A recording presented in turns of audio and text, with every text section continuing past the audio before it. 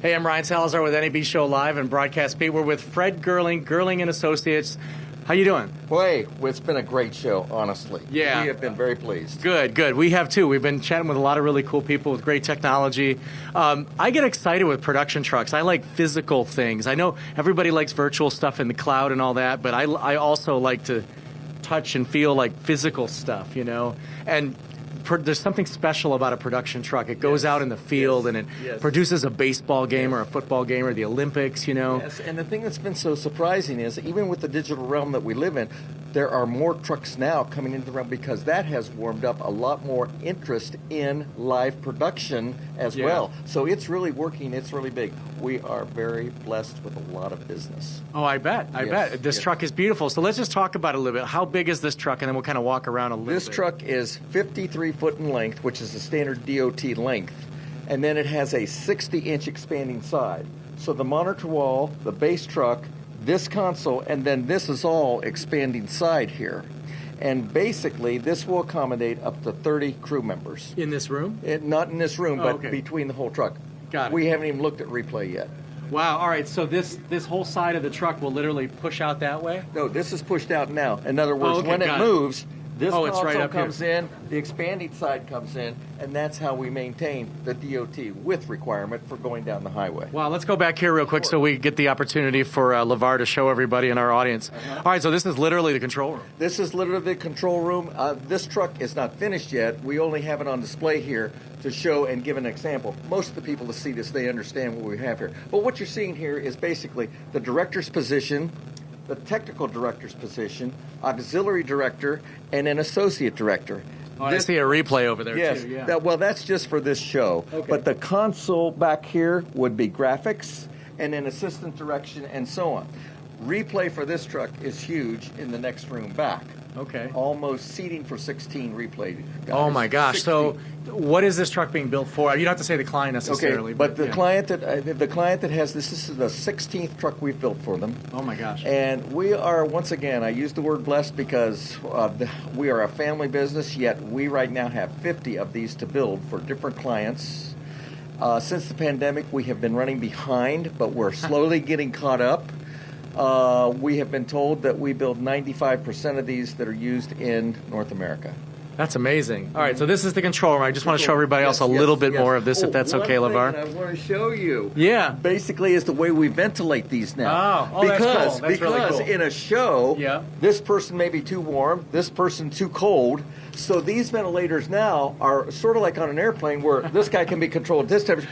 It takes out the bitch factor, the bitching and complaining. That's what we're after. Also, notice the accent lighting here so that we have the ability then to, people sit up here and it's all made to be safe. So people walk through here. Somebody may set a briefcase down here. It's made so they don't trip and so on. Audio's back here. Excellent. Wow, so cool. Beautiful. This is the audio control area. Look at that. This will have the audio. Oh, you got a CalRac. Turn it down. Yeah, CalRac this console. Is a big CalRac console. This will have all audio equipment here, audio storage back here. Everything today is made for speed because the owners of these trucks will do not just one event a week, but upwards of 3 events a week. Now, that works out well on that business model, but what happens is they plan them 1,500 miles apart. All you need to have a problem on that is throw out an ice storm on Interstate 80, the truck may show up late. So everything we do is designed for fast setup and fast strike. In other words, during the show, get the show done, and then move on. Wow, it's crazy. I'm sure Gonzalo, our audio guy who was just crawling behind LeVar, our camera operator, was just freaking out over that board. I'm a former audio engineer, not live broadcast audio, but I know live audio. He knows it a lot better than I do. I'm more of a post audio, but I get super, super excited about audio consoles. Oh, yeah, here we go. This is replay and this is probably shading of cameras, I would assume. No. This is all replay. Okay. Now, the noise that you have here is because the trucks have gotten so big that we need huge servers in the front of them. The noise that you hear is to control the environmental control required to keep those servers good. We must build. We must build for operation in Phoenix in August and Fargo in January. We have to accommodate all those. those consoles back there will have to accommodate all that that you see in the wooden consoles there. Oh my God! Now, Can I show them really quick? Because I know LeVar. I know it's a little bit to get in here, but this is amazing. I mean, the detail that goes into this stuff. This is crazy. And Tim, our VP of Engineering Facilities back in Fort Lauderdale at Broadcast Beat Studios, he gets excited about this stuff. I mean, he used to build trucks for many years. He drove on trucks, and I wish I worked on trucks. I mean, this is the cool stuff. This is stuff you live for. Okay. The way this works is the server racks. Then this is all for all the rest of the equipment. Everything from all types of equipment that is going to be required to make this truck actually get on the air. Here is replay. So this replay bench here will have several seats across here, several seats across here. This monitor wall will be all replay. All replay. Camera shading is back behind us here. I hope we can get a shot back there. Yeah, look at that. This is all camera shading. I see Only Sony got one shader in it, but CCU. still, Yeah. once again, this truck has to have all the equipment yet installed. Camera shading, all the monitors will be here. So within 2 months, this will be a totally different appearance. It will be quite exciting. So out of curiosity, I'm not going to be offended if we can't share it, but typical truck like this, a company probably like an NEP group or something like that would use, maybe even bigger potentially. What would something like on average cost? Just so somebody can wrap their head around it a little. I only build the truck to the rack ready point like you see here.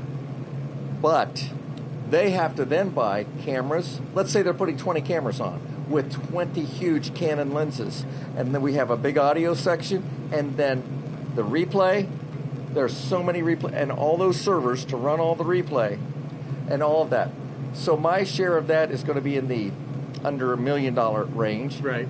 But the rest of the equipment, you remember how we used to have in the old days cash registers? You'd pull down the handle and go cha-ching, cha-ching, cha-ching. Yeah. That's what these are. Yeah, I mean, it could be, I'm thinking like, I've seen trucks, they're $5 million, $6 million. It could be more depending on what's going on. $10 million, really. It's amazing.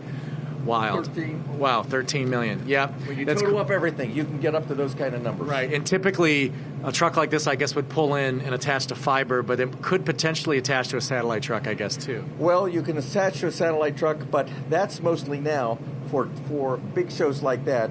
That's mostly an emergency backup thing. Everything today is mostly the favored transmission point is IP. Now, these trucks now, the owners of these trucks make these so that they're both IP and old school triacs and all that. I mean, they got to operate both ways. Because once again, it is, for all of our clients, it is the business model that they're working for. So they want to be able to do any type of show that they are contracted to do. So it works just like that. And the main thing is that we have so many good clients that have just 80 trucks like this. Can you imagine a fleet of 80 vehicles like this? It's amazing. That's wild. Fred GERLING, it was really an honor. I'm sure Tim was very excited. Even Mark in our control room, our technical director, who works in live television every day of his life, and the guy's amazing. This is awesome. I get excited. Now, sometime in the future, because I'm like a kid in a candy store right now. We live in South Florida. I would love to hop on one of your clients' trucks and say hello in South Florida during a game or something. The biggest client we have in South Florida is F&F. Okay. They're huge. And, of course, one of our biggest clients, of course, NEP. Oh, yeah. And, of course, Game Creek Video. Okay. And so on. So those clients, and then, All Mobile Systems out of Denver, and Dome, Canada. They have a lot of these. We're delivering a new Dome project this Friday. I got to get back as soon as NAB get back and sign the acceptance documents and everything. So it's very interesting. All right. Thank you so much. Fred GERLING, awesome toy store here. It was good. Honor to meet you.